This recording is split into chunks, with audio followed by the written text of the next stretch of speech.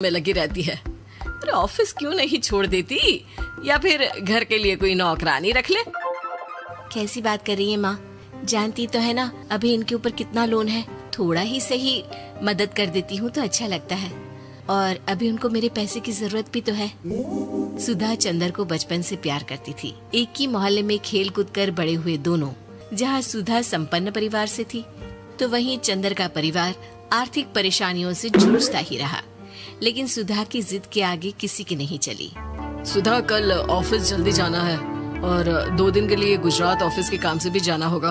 अरे कैसी बात कर रहा है बेटा, बहू को अगले महीने बच्चा होने वाला है, इस वक्त तो उसके साथ रहे। अरे कोई बात नहीं ना माँ, उनको जरूरी काम होगा, वरना मेरा चंदर ऐसे वक्त में मुझे छोड़कर कभी नहीं जाता। चंदर सुबह घर से निकलता तो आधी रात को घर में घुसता, वो भी शराब के नशे में। चंदर की माँ उसे खूब समझाती। अरे माँ, देख रही हो ना कितना कर्जा है सर पर, काम करना पड़ता है। दिन रात काम नहीं करूँगा तो घर कैसे चलेगा।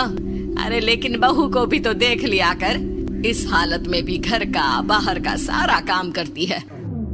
चंदर तो जैसे माँ की बात सुनकर भी अनसुना कर देता है। ऑफिस के बाद चंदर का फोन माँ के पास आता है। माँ, वो ऑफिस के काम से आज रात के लिए पास के शहर के ऑफिस जाना पड़ रहा है, कल सुबह आ जाऊंगा।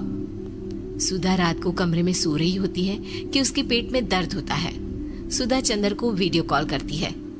इनको फोन कर लो, शायद कुछ आराम मिले। लेकिन 10 बार फोन करने पर भी वो सुधा का फोन नहीं उठाता। ऑफिस के काम से गए हैं, हो सकता है बिजी हो। कितनी मेहनत कर रहे हैं हम लोगों के लिए। सुधा सो तो जाती है, लेकिन अकेले उसे कमरे में डर लगता है। अगले रोज चंदर घर आता है, जहाँ सुधा ऑफिस जाने के लिए तैयार हो रही थी। तुम आज भी ऑफिस जाओगी? कल रात भर तो ड्यूटी की है, थक जाओगे, छुट्टी ले लो ना। अरे नहीं नहीं, कैसी बात कर रही हो, ये तो पॉसिबल ही नहीं है। अच्छा रुको, मैं जल्दी से तुम्हारा खाना और नाश्ता बना देती हूँ। बेचारी सुधा ऑफिस जाना छोड़कर लग जाती है पति के लिए खाना बनाने, उसके कपड़े प्रेस करने और जरूरत का सामान मुहैया कराने के लिए। हो सके तो रात की ड्यूटी मत लिया करो ना, मुझे बहुत डर लगता है। अरे यार क्या है, तुम तो ऐसे बिहेव कर रही हो कि तुम ही अकेली हो जिसे बच्चा होने वाला है। इतने लोगों के पति जो काम के सिलसिले में बाहर होते हैं, उनका क्या?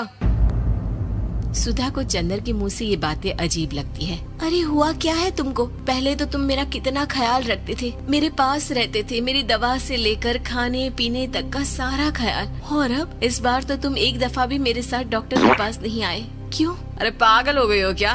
पागल वाली बात कर रही हो। काम धंधा देखो या फिर तुम्हें लेकर टहलता फिरूं। और मुझे शुक्रवार की रात को काम से निकलना है, सोमवार आऊंगा। सुधा को समझ में नहीं आता कि क्यों अचानक से चंदर को फील्ड का काम मिल गया है। लेकिन एक दिन, सुधा, मैं और चंदर जरा एक रिश्तेदार के घर जा रहे हैं, तुम भी तैयार हो जाओ, घर में अकेली कैसी रहोगी। अरे नहीं नहीं, इस हालत में इसे लेकर जाना ठीक नहीं है।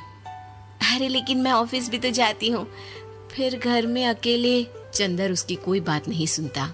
वो सीधा कार निकालकर माँ को लेकर चला जाता है। सुधा घर के काम में लग जाती है कि अचानक उसकी नजर चंदर के बैग पर पड़ती है, जिसमें एक कागज दिखाई देता है। इनके कागज भी ना इधर उधर फैले होते हैं, एक भी खो जाएगा तो बवाल करेंगे।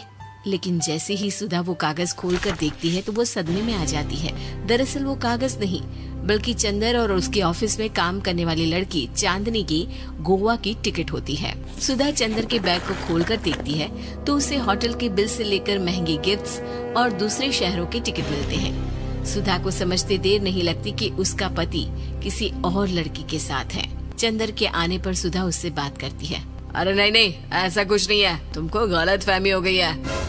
लेकिन जब सुधा के सवाल तीखे हो जाते हैं तो चंदर को अपनी गलती माननी पड़ती है और वो सुधा से माफी मांग लेता है। सुधा फैसला कर लेती है कि वो चंदर को छोड़ देगी। बच्चे और सामान को लेकर वो घर से निकल ही रही होती है कि सास उसे रोकती है। कहाँ जाएगी बेटा, रुक जा। चंदर को सुधा का जाना खल नहीं रहा था। वो झूठे मुंह भी उसे रोकने की कोशिश ही नहीं कर रहा था। सुधा चंदर को देखती है और मायके चली जाती है। मायके में माँ कहती है, अरे आज से कैसे घर छोड़कर आ गई? कौन सा चंदर तुझे छोड़ रहा था? माफी तो मांग ली थी ना। देखो बेटा, बेटी डोली में जाती है और अर्थी में ही निकलती है। पर पापा, मेरा आत्मसम्मान। उसका क्या? आपने मुझे पढ़ाया लिखाया है, इस लायक बनाया कि मैं खुद का खर्चा उठा सकूं, बेटी को पढ़ा सकूं, एक अच्छा जीवन पाऊं। अरे लेकिन पति की जरूरत तो होती है ना सुधा दीदी, और अगर आपको नहीं है तो इस बच्ची का सोचो जो अपने पिता से इस कदर जुड़ी है। आने वाले बच्चे की सोचो जिसके आने से पहले ही आपने पिता का प्यार से दूर करने की सोच ली। सुधा फोन देखती है लेकिन चंदर का कोई कॉल नहीं होता। वो समझ नहीं पाती कि अपने आत्म सम्मान के बारे में सोचे या बच्चों के बारे में। मम्मी, हम नाना नानी के घर से दादी और पापा के पास कब जाएंगे? नहीं जाएंगे बेटा, अब यहीं रहेंगे। नहीं मम्मी, मैं पापा के पास जाऊंगी, मुझे दादी के साथ रहना है। और मेरे साथ? हाँ, आपके साथ भी तो, सबके साथ माँ। देखो सुधा दीदी, आपके सर पर पिता का साया होना जरूरी होता है। अपने घमंड के लिए पिता और बेटी को अलग मत करो। सुधा अब सामान उठाकर अपने ससुराल जाने लगती है, लेकिन मन में सवाल रह जाता है कि जिसे दुनिया घमंड समझ रही है वो उसका आत्मसम्मान था। चंदन ने माफी जरूर मांग ली, लेकिन कभी ये कहानी अच्छी लगे तो लाइक शेयर एंड